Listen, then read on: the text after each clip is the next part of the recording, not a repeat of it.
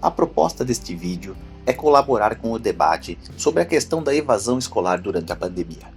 Para tanto, convidamos 3 docentes vinculados ao ensino fundamental, médio e superior. O abandono da escola sempre foi um dos principais problemas da educação, tanto no Brasil como em outras partes do mundo. A pandemia de Covid-19, que agravou a situação socioeconômica das pessoas e das nações, também acentuou as desigualdades educacionais. Uma pesquisa da ONU revelou que no mundo, 24 milhões de estudantes deixaram de estudar em 2020. Destes, 4 milhões no Brasil, o que representa 8,4% dos estudantes brasileiros. Mas, qual é o impacto da pandemia na educação? Especificamente, qual o impacto da pandemia no abandono e na evasão escolar? Precisamos pensar um novo modelo de educação e de práticas pedagógicas? Começo agradecendo o convite, que muito me honra, para integrar esta reflexão que está no centro dos meus estudos. Para responder a primeira pergunta, quais os impactos da pandemia no abandono e na evasão escolar, iniciarei fazendo referência aos momentos que mais aterrorizam os povos ao longo da história da humanidade, dentre os quais figuram aqueles marcados por doenças contagiosas. Os impactos dessas doenças na vida das pessoas, ainda que diferenciados segundo as regiões e os momentos históricos, não são nossos desconhecidos.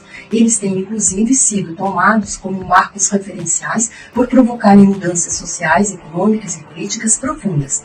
As principais vítimas dessas catástrofes são sempre as populações mais vulneráveis. A história tem nos mostrado que a morte epidêmica é uma morte seletiva.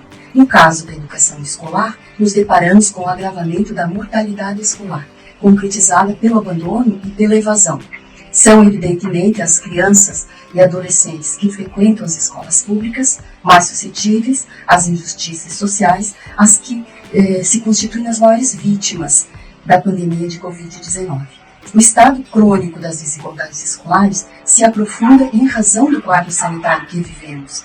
Assistimos neste momento a um verdadeiro darwinismo social, pois, como sabemos, as desigualdades não nascem no interior dos muros escolares, nem dependem do mérito dos alunos. São as desigualdades das famílias, dos bairros, das regiões, das condições de emprego e de vida que adentram o espaço escolar, encontrando lá as condições favoráveis à sua proliferação. Para responder a segunda questão, precisamos pensar um novo modelo de educação e práticas pedagógicas. Bom, não é difícil prever as dificuldades que todos nós que lutamos pela educação pública enfrentaremos, não apenas em decorrência da pandemia, mas de uma crise sanitária que ocorre num contexto que menospreza a educação e a ciência. Não me parece ser suficiente pensar num novo modelo de educação e de práticas pedagógicas.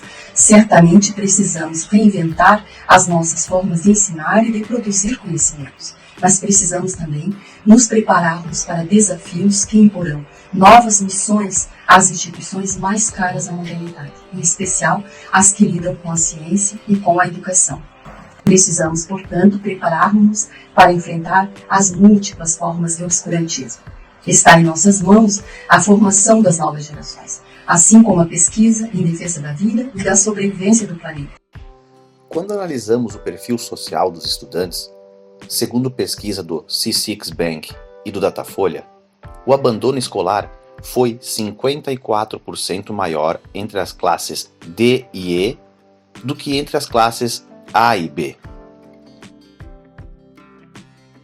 Se formos avaliar as etapas de ensino, o abandono escolar afetou 4,6% dos estudantes do ensino fundamental, 10,8% dos estudantes do ensino médio e 16,3% dos estudantes universitários.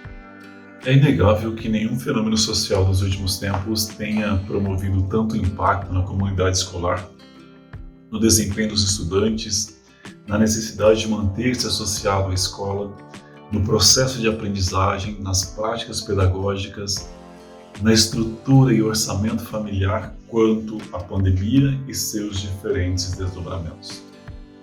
Se por um lado os diferentes ciclos de ensino tiveram que passar por adaptações e ressignificações sem nenhuma preparação prévia, tendo em vista atender o interesse dos estudantes, Por outro, alguns indicadores educacionais mais recentes revelam um aumento expressivo no quadro de desigualdades escolares e também nos percentuais de abandono da escola. A realidade é que torna-se muito mais expressiva quando consideramos os dados referentes ao ensino médio público, o qual concentra aproximadamente 84% dos estudantes matriculados na última etapa da escola básica. Um público diverso no qual se entrelaçam questões de diferentes ordens e que foram acentuadas com o advento da pandemia.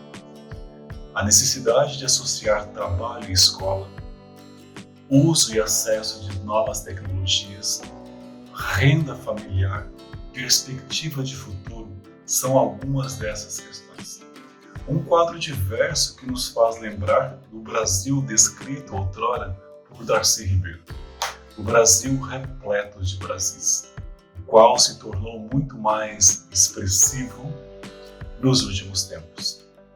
Associado ao fato da pandemia ser transformada num palco de diferentes interesses, cujos objetivos nem sempre estiveram associados à promoção da vida, contribuindo para ampliar o que François Dubé chamaria de desigualdades multiplicadas e, em muitos casos, consideradas justas por aqueles que defendem o ideário meritocrático, alegando que bastaria o esforço para superar desigualdades escolares, sociais ou de diferentes ordens.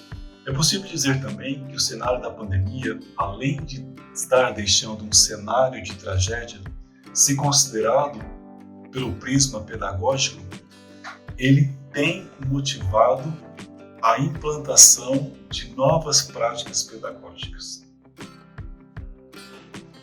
Dos 4 milhões de estudantes brasileiros que deixaram de estudar em 2020, 680 mil, ou 17,4%, não pretendiam voltar a estudar em 2021.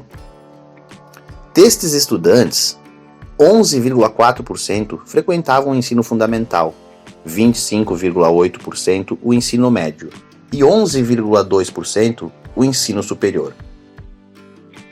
E quais foram os principais motivos apontados? Para 24% foram questões financeiras. Para 22% dos estudantes foi ficar sem aula presencial. E 20% dos estudantes apontaram dificuldades com acesso remoto.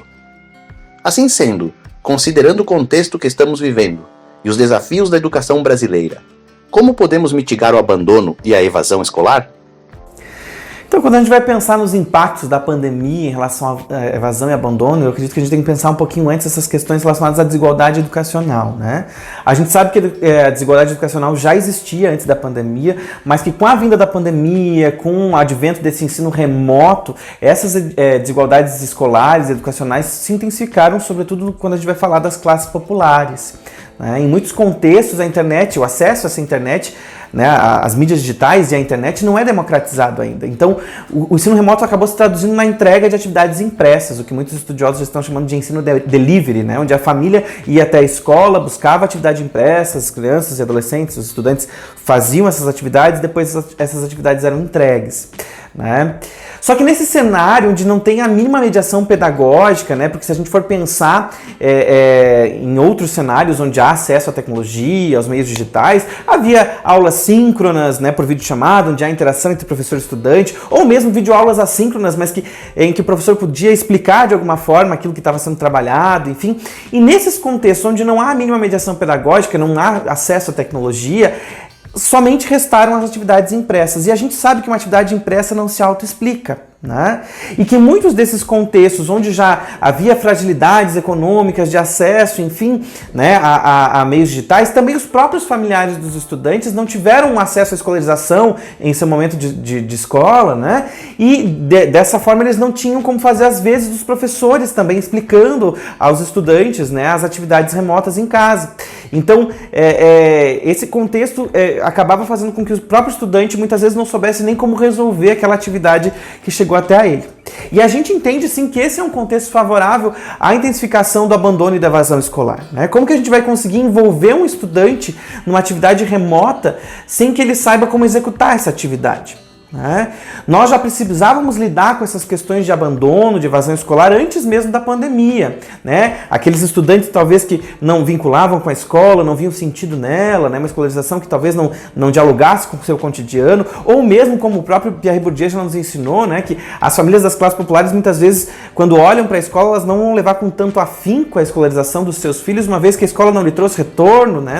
Não teve sentido também para esses familiares. Então, essas questões de evasão já orbitavam o cotidiano escolar. E uma vez que o ensino se torna remoto desta forma, nesse quadro que eu acabei de apresentar, com certeza as questões de abandono e evasão escolar se intensificaram em meio ao ensino durante a pandemia. Então, no que se refere a esse repensar ou pensar um novo modelo de educação, de práticas pedagógicas, eu entendo sim que nós precisamos repensar as práticas pedagógicas. Eu gosto muito de lembrar do que o José Pacheco, da Escola da Ponte, fala, né? Ele diz que aula, turma, série não ensina nada, né? Que prova não prova nada. Então, nós precisamos romper com essa educação bancária, né? Que Paulo Freire já denunciou, da transferência, da transmissão. Infelizmente, em muitos contextos, ainda hoje, a gente percebe que essa educação de uma intenção de transmissão e de transferência ainda se perpetua. E quando eu chamo de intenção é porque a gente sabe, né? Olhando para estudos tanto na área da sociologia da educação, que vai falar dessa diversidade, né? de população que a escola atende hoje, ou mesmo da psicologia da aprendizagem, pensando em como o sujeito aprende, a gente vai entender que transmissão e transferência, na realidade, não dá pra gente falar nesses termos quando a gente vai falar de aprendizagem, né? Então, muitas vezes, há uma intenção de transmissão e transferência. Mas eu entendo sim que nós precisamos romper com esse paradigma em que o estudante fica passivo diante dos conhecimentos e favorecer mais a interação entre estudantes, a interação entre professor e estudante, buscar metodologias ativas que possam partir do próprio cotidiano dos estudantes, trazendo sentido, significado a essas aprendizagens e, além disso, também promover momentos de escuta, né, para que os estudantes possam ter vez e voz, para que a escola, para que o corpo docente, para que a gestão escolar possa levar em consideração aquilo que os próprios estudantes, sejam crianças, adolescentes, jovens, pensem sobre a sua própria escolarização, sobre a sua própria aprendizagem. Eu penso que se a gente buscar essa via, a gente pode sim, de fato, ir ao encontro das demandas da atual comunidade escolar, que não é a mesma de outro momento, né? Então, por isso é importante sim repensar as metodologias, as práticas pedagógicas. Como foi possível observar, os efeitos negativos foram amplos e profundos, e envolvem diversos aspectos. Em relação ao aprendizado, os impactos da pandemia nos desempenhos escolares dos estudantes do ensino médio, quando levamos em conta os dados da Prova Brasil, foram estimados em cerca de 10 pontos. Ou seja, os estudantes obtiveram, em média, 10 pontos a menos em matemática e 9 pontos a menos em língua portuguesa. Para termos uma ideia, a perda de 10 pontos nas proficiências equivale à perda de R$21 mil de remuneração por jovem, por aluno. Caso essa perda, calculada para os alunos do ensino médio, também seja avaliada para os alunos do ensino fundamental, então a perda total, só em remuneração do trabalho, supera os R$700 bilhões, considerando que o número de matrículas nas duas etapas de ensino em 2020 era de 35 milhões de estudantes. Ou seja, conforme apontam os dados e as reflexões dos pesquisadores, os desafios da educação brasileira ficaram ainda maiores. Pois além de enfrentar os problemas já existentes, agora precisamos lidar com os efeitos negativos da pandemia no aprendizado e no desenvolvimento econômico. Torna-se essencial então que professores, pesquisadores, famílias, governos e toda a sociedade se mobilize para que possamos enfrentar os problemas educacionais do Brasil, promovendo uma educação emancipadora, de qualidade e acessível a todos e todas.